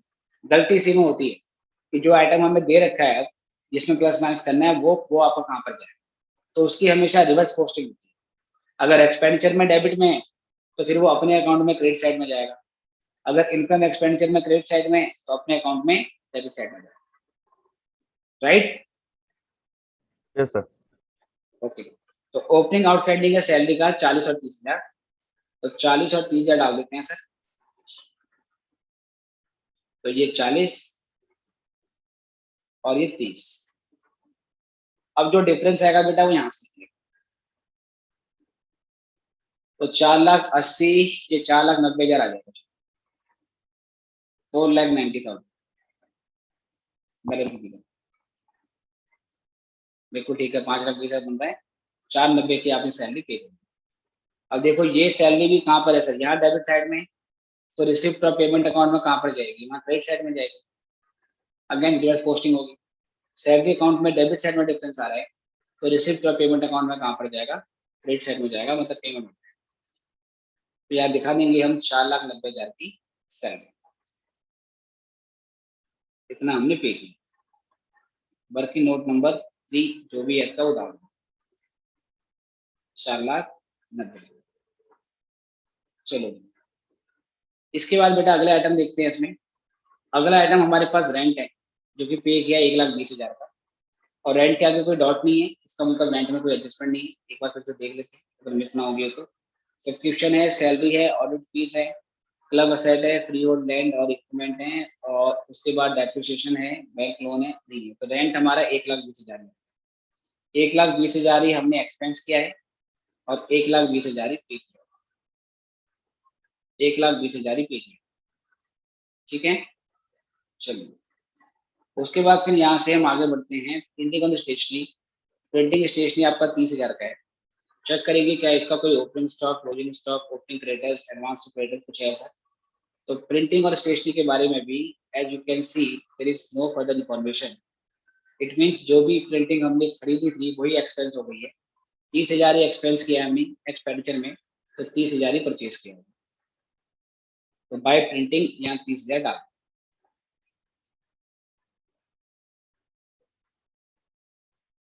चलो आगे बढ़ते हैं यहाँ से। और नेक्स्ट इसमें हमें दे रखा है एनुअल डे एक्सपेंसेस, उससे पहले है ट्रैवलिंग एक्सपेंस। ट्रैवलिंग एक्सपेंस के बारे में भी कोई एडजस्टमेंट नहीं, राइट। तो ट्रैवलिंग एक्सपेंस 60,000 ही एक्सपेंस हुआ है, 60,000 ही एक्सपेंडिचर में गया है और 60,000 की हमने पेमेंट करी होगी, तो यही आपको दिखाना पड़ेगा पेमेंट साइड में। तो बाय ट्रैवलिंग एक्सपेंस 60,000 दिखा देंगे।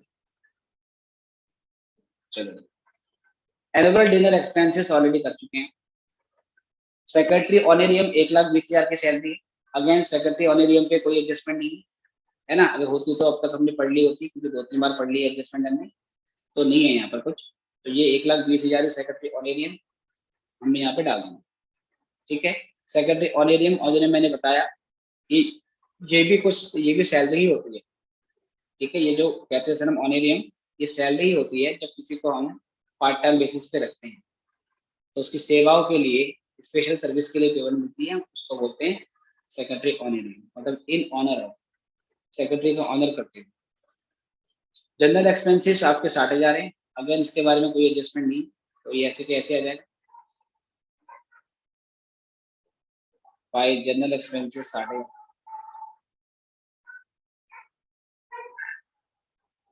Interest and bank charges, interest and bank charges जो हैं आपके वो हैं 18,000 रुपए के।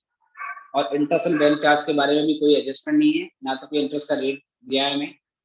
इंटरेस्ट का रेट दिया होता तो नीचे एक लोन दे रखा है, उस लोन के अमाउंट के ऊपर इंटरेस्ट निकाल लेते और फिर चेक करते कि इंटरेस्ट कम है या ज़्यादा है, उसके हिसाब से करना पड़ता है। कोई रेट नहीं है, तो interest on bank charges 18,000 he expense हुआ है और 18,000 ही एक्चुअल खर्चा हुआ होगा, ये हम मान लेंगे। तो 18,000 ही पेमेंट साइड में आपको डालना है bye interest and bank charges, ठीक है बेटे।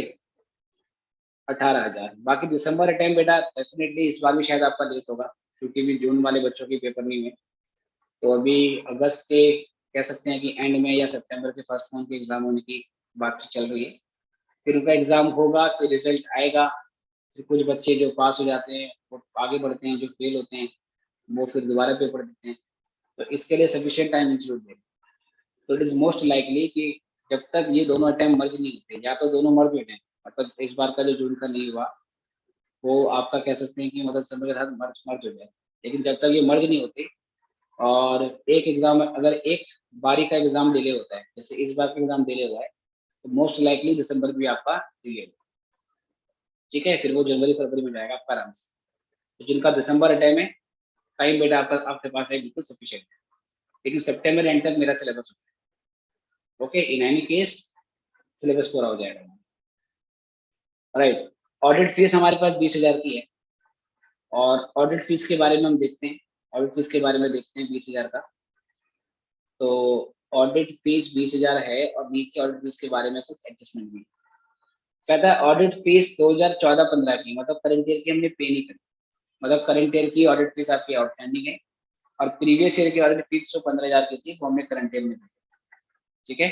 प्रीवियस ईयर की जो ऑडिट फीस 15,000 की थी वो करंट ईयर में पे, इसका मतलब पिछले साल ये जो हमारी आउटस्टैंडिंग थी इसकी हमने पेमेंट कर दी। क्या करें सर, ऑडिट फीस का भी अकाउंट बना लेते हैं, ये जो सैलरी का बनाया, वर्किंग नोट नंबर 4। कोशिश वैसे करनी है आपको कि बिना अकाउंट बनाए आप प्लस माइनस कर दो, रिवर्स मैकेनिज्म लगा के, क्योंकि अकाउंट बनाने में थोड़ा सा टाइम लगता है आपका, तो एग्जाम में स्पीड पे फर्क पड़ेगा।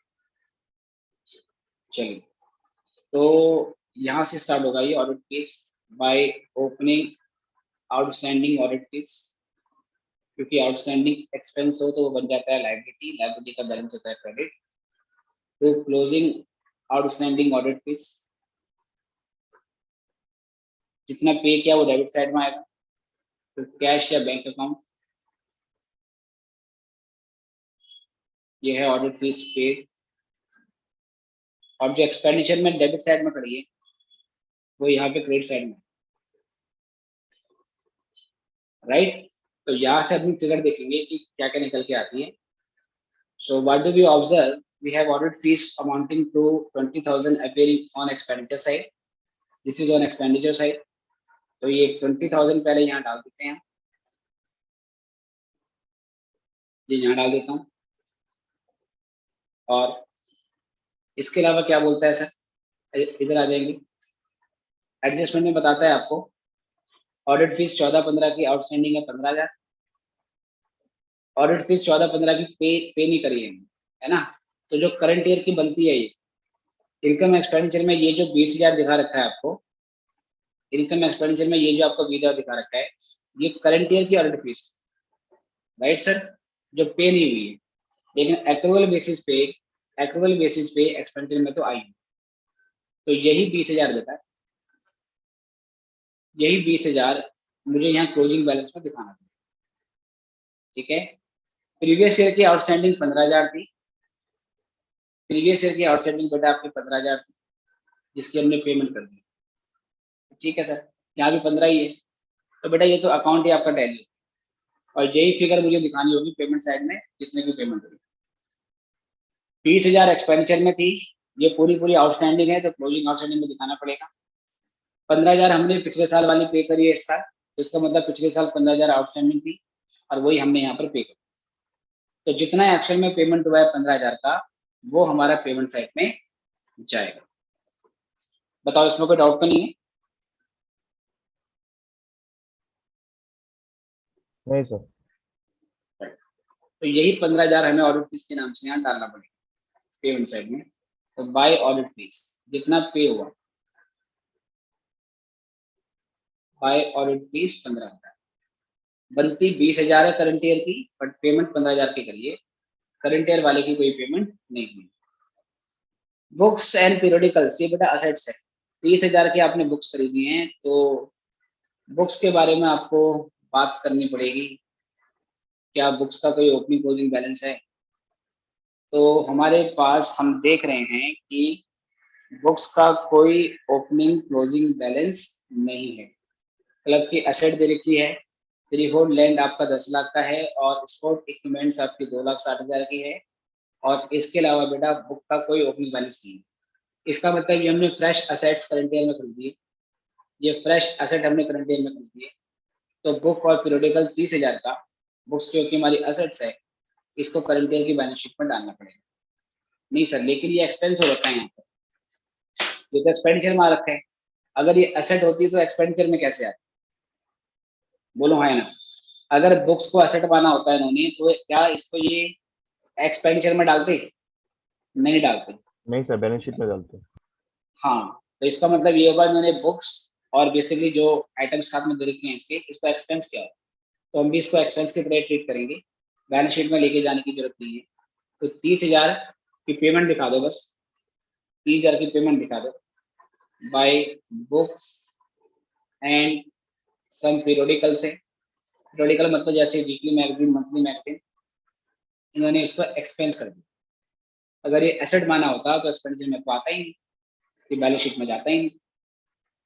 डेप्रिसिएशन लगाया 25,000 का, किसके ऊपर सर? ये डेप्रिसिएशन फिक्स एसेट के ऊपर ही लगा होगा। डेप्रिसिएशन रिसिप्ट और पेमेंट अकाउंट में नहीं आता, और ये सरप्लस है जो बाद में ओपनिंग बैलेंस शीट में जाएगा। तो डेप का भी जो फिक्स एसेट है उसमें देखते हैं क्या होगी इसकी एडजस्टमेंट।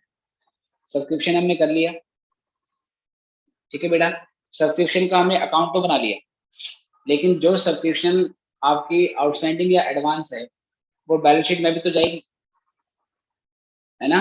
जो सब्सक्रिप्शन आउटस्टैंडिंग या एडवांस है वो बैलेंस शीट में भी तो जाएगी, तो बैलेंस शीट में नहीं डाला था, डाल देते हैं। ये क्लोजिंग बैलेंस शीट है, तो आउटस्टैंडिंग सब्सक्रिप्शन करंट ईयर का यहाँ पर आएगा, एडवांस सब्सक्रिप्शन करंट ईयर की लाइबिलिटी बन गई है, ये यहाँ पर आएगा। देखते हैं कितना कितना। तो क्लोजिंग में हमारे पास देखना है, क्लोजिंग आउटस्टैंडिंग सब्सक्रिप्शन 80,000, ये क्लोजिंग वाला है, और क्लोजिंग एडवांस बेटा आपका 1,40,000, 80 और 1,40,000, 80,000 और 1,40,000। चलिए, ओपनिंग में भी ऐसे होगा, आउटस्टैंडिंग सब्सक्रिप्शन पिछले साल का और एडवांस सब्सक्रिप्शन पिछले साल का, मतलब कि ओपनिंग, ये कितना है इसको देखें अगर, तो ओपनिंग आउटस्टैंडिंग 1,20,000 और ओपनिंग एडवांस 90,000, तो 1,20 और 90। चलिए, ये 1,20,000 और 90, तो ये हमने बैलेंस शीट में भी डाल दिया। ऐसे और भी आउटस्टैंडिंग और एडवांस है जो बैलेंस शीट में देंगे। सैलरी आउटस्टैंडिंग ओपनिंग वाली 40,000 है और क्लोजिंग वाली 30,000। तो opening outstanding opening balance sheet में, closing outstanding closing balance sheet में। पहले क्लोजिंग में डाल देते हैं 30,000। सैलरी अगर आउटस्टैंडिंग है तो वो हमारी लाइबिलिटी है, तो आउटस्टैंडिंग सैलरी 30,000 है, राइट। और ओपनिंग आउटस्टैंडिंग 40,000 थी, तो आउटस्टैंडिंग सैलरी ये आ गई हमारी 40 जी। तो ये भी हमने एडजस्ट करनी 40 दिन। ऑडिट फीस करंट ईयर की आपकी पेंडिंग है जो कि 20,000 थी। करंट ईयर का आउटस्टैंडिंग 20,000 है, पिछले साल 15,000 आउटस्टैंडिंग था जो कि इस साल पे है। तो करंट ईयर का आउटस्टैंडिंग ऑडिट फीस 20,000। तो करंट ईयर की बैलेंस शीट में आउटस्टैंडिंग ऑडिट फीस 20,000 और पिछले साल की बैलेंस शीट में मतलब ओपनिंग बैलेंस शीट में 15,000 आउटस्टैंडिंग ऑडिट फीस 15,000।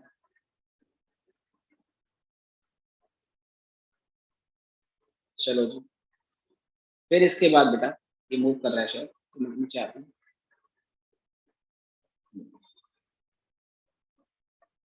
चलो, फिर उसके बाद सैलरी हो गया और फीस भी हो गया। क्लब एसेट्स, अब बेटा ये एसेट्स का दे रखा है opening balance. Free hold land पे आपका 10 लाख रुपए का बैलेंस है और स्पोर्ट इक्विपमेंट बेटा आपका 2,60,000 का है। ठीक है, तो पहले ये ओपनिंग बैलेंस है एसेट्स। तो ये फ्री होल्ड लैंड पहले कितना था 10 लाख, स्पोर्ट इक्विपमेंट 2,60,000, इसको ओपनिंग बैलेंस शीट में डाला।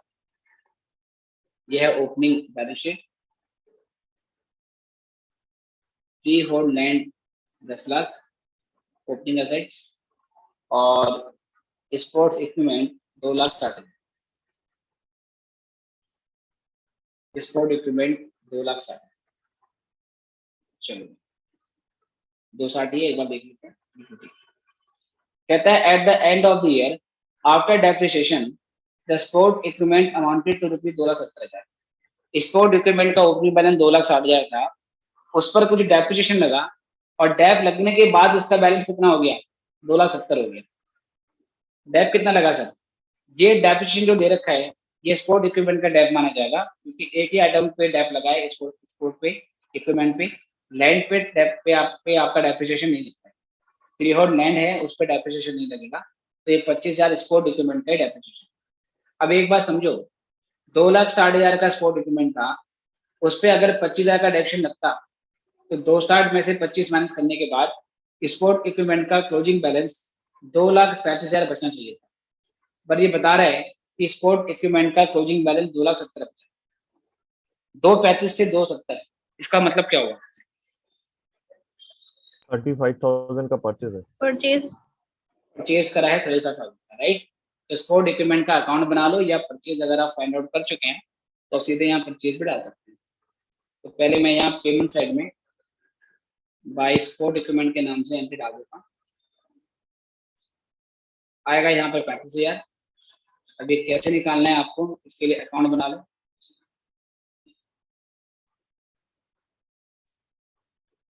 स्पोर्ट इक्विपमेंट एसेट है, इसका अकाउंट बनाएंगे। यहाँ लिखेंगे opening balance 2,60,000 bye depreciation 25,000 by closing balance 2,70,000। तो यहाँ से परचेज निकलेगी बैलेंस शीट फिगर में, ये आएगी हमारी 35,000। ठीक है, ये हमारी परचेज है। परचेज करी है तो पेमेंट करी होगी, पेमेंट करी है तो पेमेंट साइड में आएगी। तो वो 35 मैंने डाल दिया। फ्री होल्ड लैंड बेटा देखो 10 लाख था 6-7, जो कि हमारी सर क्या है एसेट है। और फ्री होल्ड लैंड के बारे में कोई जानकारी नहीं है, तो बट वी विल अज्यूम कि जो फिक्स असेट पिछले साल थी वही फिक्स असेट इस साल भी है। तो same fix assets current year में आपकी कैरी फॉरवर्ड करेंगे। तो यहाँ पर फ्री होल्ड लैंड 10 लाख का डालो और स्पोर्ट इक्विपमेंट भी जो कि 270 का क्लोजिंग बैलेंस है सब कुछ करने के बाद, डे पर परचेज करने के बाद, ये 270 भी आपको करंट ईयर की बैलेंस शीट में डालना पड़ेगा। चलिए जी, उसके बाद बच्चों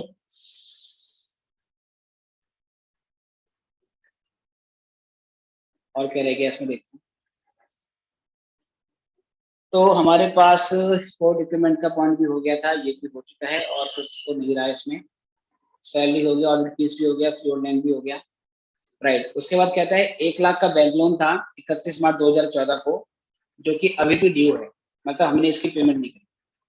तो 1 लाख का लोन पिछले साल की बैलेंस शीट में भी दिखाया जाएगा, और 1 लाख का लोन करंट ईयर की बैलेंस शीट में भी दिखाया जाएगा, क्योंकि इसकी पेमेंट हमने नहीं करी। लोन होती है लाइबिलिटी, तो लाइबिलिटी में बैंक लोन करंट ईयर में भी आया, लिया पिछले साल था, लेकिन अब तक पेमेंट नहीं हुई है, तो माइट भी लॉन्ग टर्म बैंक लोन होगा। यही 1 लाख यहाँ दिखाना। चलो, उसके बाद बेटे 31 मार्च 2015 में कैश कैश का क्लोजिंग बैलेंस दे रखा है 6,97,000। क्लोजिंग कैश बैलेंस आपका जो है ये पेमेंट साइड में सबसे नीचे आता है बाय बैलेंस शीट के नाम से। ये कैश बैंक क्या बोला हुआ था इसको, कैश बैंक, कितना 6,97,000। चलो, ये कैश एट बैंक है 6,97,000, यही क्लोजिंग बैलेंस शीट में भी आएगा। Cash at bank 6,97,000, 6,97,000। ठीक है, और अब क्या करोगे बच्चों, रिसिप्ट और पेमेंट अकाउंट में डिफरेंस निकालो। रिसिप्ट और पेमेंट अकाउंट में जो डिफरेंस आएगा वो ओपनिंग बैंक बैलेंस आएगा, जो कि मिसिंग। तो रिसिप्ट और पेमेंट अकाउंट में पेमेंट साइड को जोड़ो, ये सारे आइटम जोड़ो, और यहाँ से डिफरेंस निकालो। जो डिफरेंस आएगा वो ये आएगा।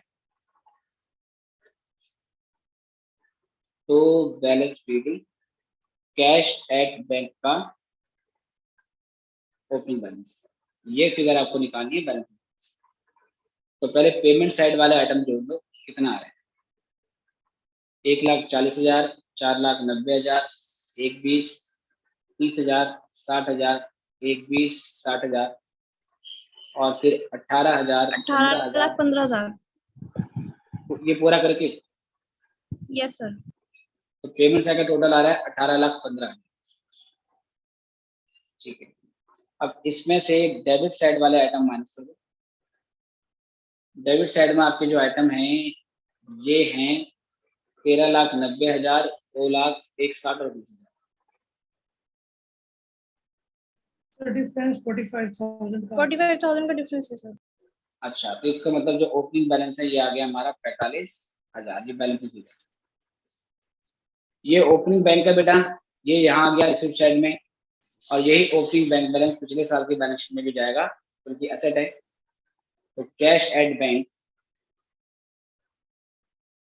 कैश एट बैंक यहाँ ओपनिंग में भी 45,000 जाएगा। अब ओपनिंग बैलेंस शीट क्लोज कर लो, और यहाँ से निकालेंगे हम कैपिटल फंड, यहाँ से निकालेंगे कैपिटल फंड। बताओ जी ये कितना है। सर अगर इस प्रॉब्लम में अगर क्लोजिंग बैलेंस नहीं दिया होता तो फिर तो क्लोजिंग ही निकलता ना।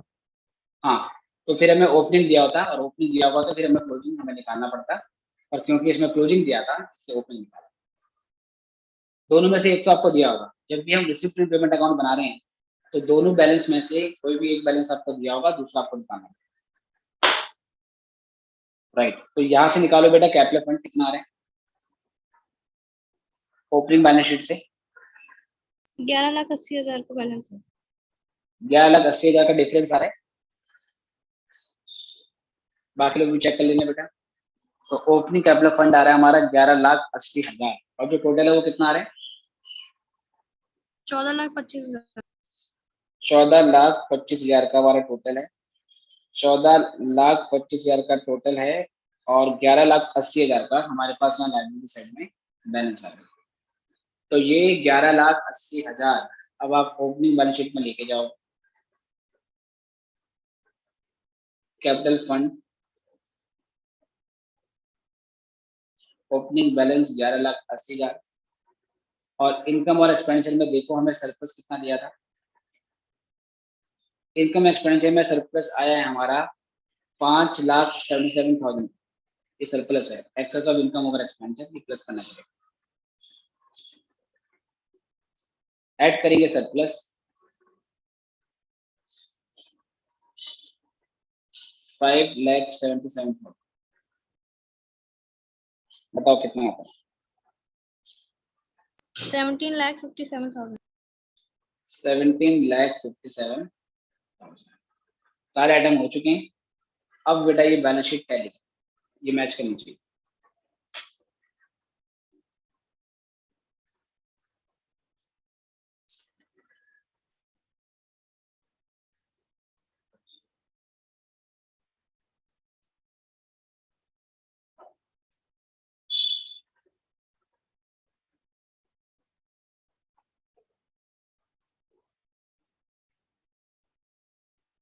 बीस लाख 47,000।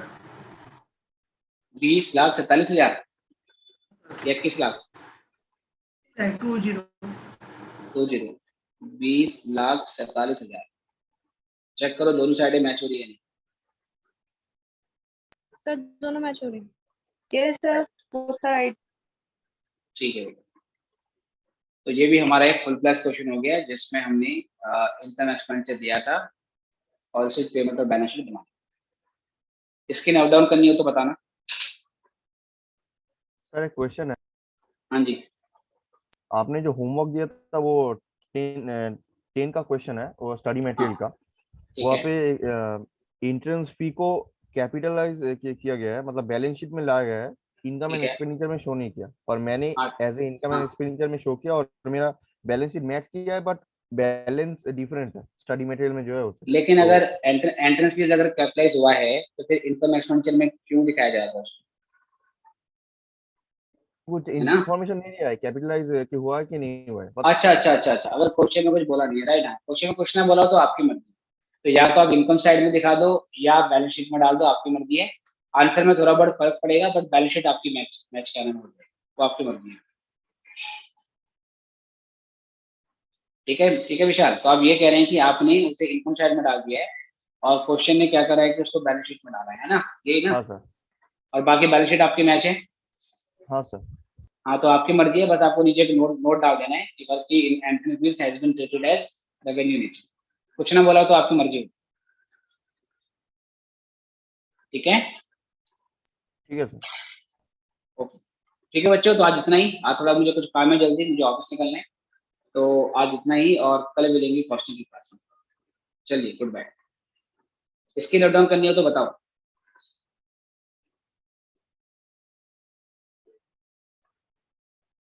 ये इसका बिगनिंग का पार्ट है।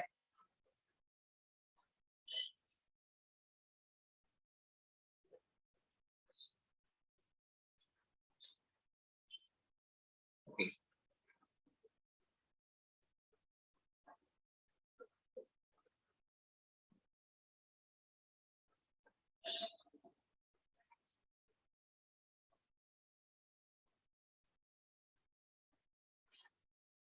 चलिए गुड बाय।